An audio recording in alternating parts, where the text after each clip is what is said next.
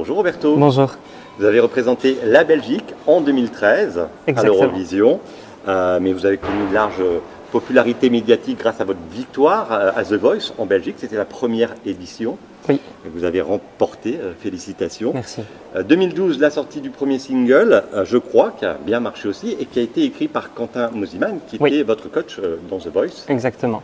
Et puis 2013, l'aventure Eurovision. Alors comment ça s'est passé? Comment s'est passé le choix, d'ailleurs, votre choix pour représenter la Belgique à l'Eurovision? Alors, c'était pas du tout voulu à la base. Donc on m'a proposé pour faire l'Eurovision. À la base, j'étais un petit peu réticent parce que j'avais peur. J'avais peur de participer à une telle organisation, un tel concours. C'est vrai que l'Eurovision, c'est quand même européen. Donc c'est vrai que c'est... Allez, vous ne vous sentiez pas encore légitime, pas assez fort pour... À l'époque, j'avais 18 ans, 17-18 ans, donc j'étais un peu dans la transition. Puis je sortais vraiment d'un concours comme The Voice qui était assez important, c'est sur le point de vue aussi émotionnel et tout ça. Tout de suite repartir sur l'Eurovision, c'était quand même quelque chose d'assez conséquent. J'ai pris un peu du temps, mais au final, je me suis vraiment dit qu'on n'a qu'une vie, c'est une expérience, c'était vraiment quelque chose que j'avais envie de vivre et franchement je regrette même pas de l'avoir fait parce que aujourd'hui je suis complètement amoureux de cet événement. Donc, oui. Donc voilà. Que vous suiviez déjà avant ou pas du tout? Je suivais beaucoup avec mes parents à l'époque parce que mes parents aimaient beaucoup l'Eurovision et donc du coup oui, c'était un petit peu nos moments familiales ici, l'Eurovision. Parce que vos parents ne sont pas forcément issus du milieu de la musique. Non, pas du tout. Voilà, c'est pas, non, pas du tout. J'ai mon père qui est très sportif et ma maman qui est tout à fait... je crois. Voilà, ouais, c'est ça. Ouais. Donc non, je suis le seul de ma famille qui est très musical. Donc c'est assez bizarre, mais bon, c'est comme ça. Alors comment ça s'est passé votre arrivée à Malmö? Parce que ça avait lieu à Malmö, où on est ici aujourd'hui d'ailleurs. Exactement. Un retour. C'est impressionnant. C'est impressionnant, oui, parce que, bon, entre autres, moi déjà, je suis très amoureux de la ville. J'aime beaucoup la Suède. J'ai beaucoup d'attaches avec Malmö, via mon expérience avec l'Eurovision. Et aujourd'hui, je suis très content de pouvoir revenir, parce que ça réveille aussi beaucoup de souvenirs. Il faut savoir quand même que ça fait 11 ans maintenant. Donc, c'est vrai que revoir la ville... Par anecdote, je suis repassé pour venir ici, je suis repassé devant la station et là je me suis dit, ça c'est la station, je la connais. Et c'est vrai la station centrale. La station centrale. Et c'est vrai que là je me dis, en fait c'est plein de souvenirs et je pense que ça fait du bien. Ça fait du bien. Ouais, c'était, j'imagine, très impressionnant. À l'époque, il y avait quand même du stress, de la pression, parce que comme vous dites, vous étiez très jeune. Et donc vous avez souvenir de ça? Oui. Comment vous avez vécu cette semaine, deux semaines d'Eurovision? C'est vrai que c'est très impressionnant comme événement. Donc c'est vrai qu'il y a beaucoup de travail sur soi, sur son mental. Donc il faut vraiment se préparer à un événement comme l'Eurovision parce que c'est vraiment pas facile. Et c'est encore moins facile étant jeune. Par contre, quand on est bien entouré, avec une bonne équipe, des personnes qui sont là pour soutenir, c'est un peu plus facile. Mais c'est quand même très stressant parce qu'il y a quand même déjà, l'événement qui est assez conséquent, deux, il y a quand même une nation qui est derrière, qui a envie de résultats. Qui compte sur vous. Et qui compte sur nous, en tant qu'artistes aussi. Donc on n'a pas envie de décevoir, il y a la pression de ça, il y a la pression de l'audience, il y a la pression aussi du stade, parce que le stade, il y a énormément de monde dedans. Toute l'organisation qui est autour de cet événement, je pense vraiment qu'on ne s'en rend pas compte de l'extérieur, de l'importance et du volume d'une telle organisation. Venir sur place. Et c'est vrai que quand on est sur place et qu'on le vit, on se dit waouh, il y a autant de monde qui travaille sur ce projet, il y a autant de monde qui travaille depuis 2 semaines pour arriver à ça, quoi. Et c'est vrai que 17-18 ans, c'est pas facile, mais on se dit quand même que c'est 3 minutes, et ces 3 minutes, il faut les savourer quand même. Donc du coup, on monte, on profite, on essaye de faire abstraction, on essaye de gérer un peu le stress, et on s'amuse et on performe, quoi. Et puis vous, contrairement à la France, vous êtes passé par l'étape des demi-finales de la qualification. Oui. J'imagine que l'annonce de la qualification, ça doit être un grand moment aussi, on s'en souvient.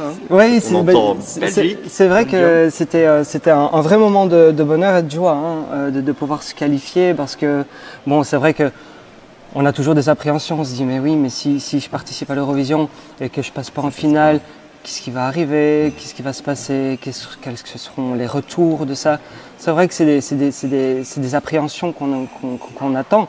Mais c'est vrai que quand on est qualifié en finale et qu'on se dit, bon, c'est vraiment c'est un poids en moins, mais après on profite encore mieux de la finale.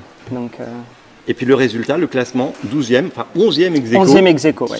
Donc, précis, avec Love Skills, qui était un grand succès également. Roberto, comment s'est passé l'après-Eurovision? Parce que c'est évidemment une grosse pression médiatique. Comment vous avez géré ça à l'âge que vous aviez, effectivement, l'après-Eurovision? C'est vrai que... Oui, plutôt bien, parce que je suis toujours resté une personne les pieds sur terre, très humble. Je suis très proche de mon public. J'ai une bonne famille, j'ai un bon entourage. Ça aide beaucoup. Mais c'est vrai que je ne m'étais pas rendu compte de l'impact que ça allait avoir à mon retour. C'est vrai que dès que je suis sorti de l'avion et que je suis arrivé à l'aéroport de Zaventem, il y avait une vague de monde. C'était incroyable. Je m'y attendais, mais vraiment pas. Et c'est vrai que là, je me suis vraiment rendu compte, waouh quoi. Et c'est vrai que les premiers instants étaient quand même pas faciles à gérer parce que c'était tout nouveau pour moi.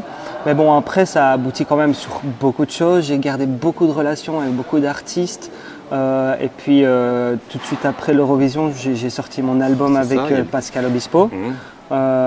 Qui a bien marché. J'ai fait les premières parties avec Pascal Obispo.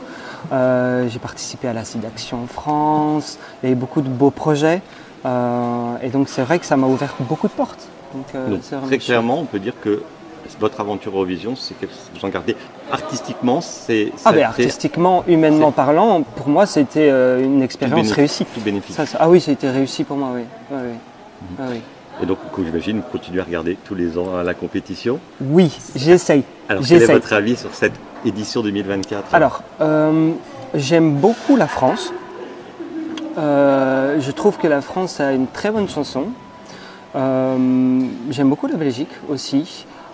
C'est une très très bonne chanson, efficace.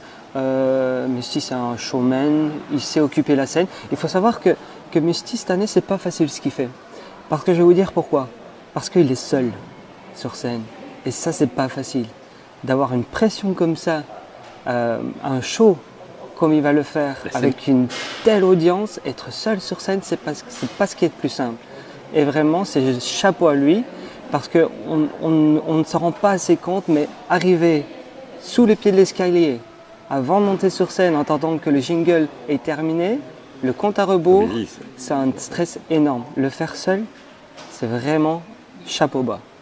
Et moi, je pense qu'il va gérer. On lui souhaite, évidemment. Donc voilà, vos deux coups de cœur de cette Eurovision. Coup de cœur, transition est facile.